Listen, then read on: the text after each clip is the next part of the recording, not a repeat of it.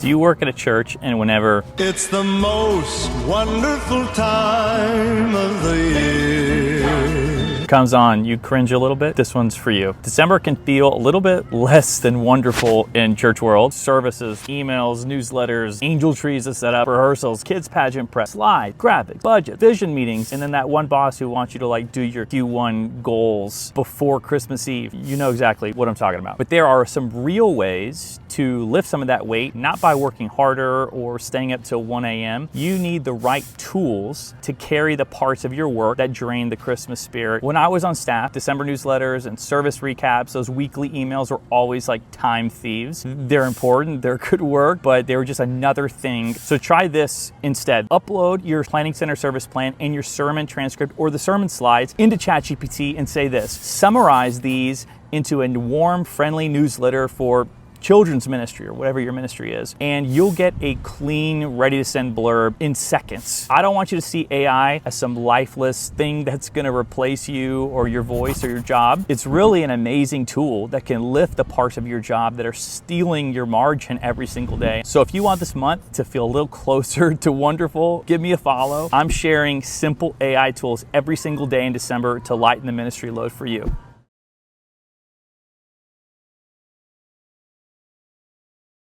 If you work in church ministry and your Christmas holiday doesn't start until they turn off the lights and all the people leave at the last Christmas Eve service, I know exactly how you feel. I think the reality is, and most people don't even know this, but ministry work in December feels like 4 months crammed into one. You've got services and programs and meetings and preparation and meetings about meetings, and somehow you're supposed to carry it all and be happy at the same time and somehow be available for every person that comes into your office. If we were honest with ourselves, I think we would say that that's too much weight to carry, period. So I have a proposition for you. What if you ended December with some margin instead of feeling burnt out? And what if you started 2026 with a whole new way of working? What if you learned to use AI like a 24-hour personal assistant that went with you everywhere and could carry the workload that just clutters up your calendar and your headspace? What if working in ministry actually felt fun again and you learned to work from a place of rest instead of the other way around? Here's the harsh reality that you need to hear.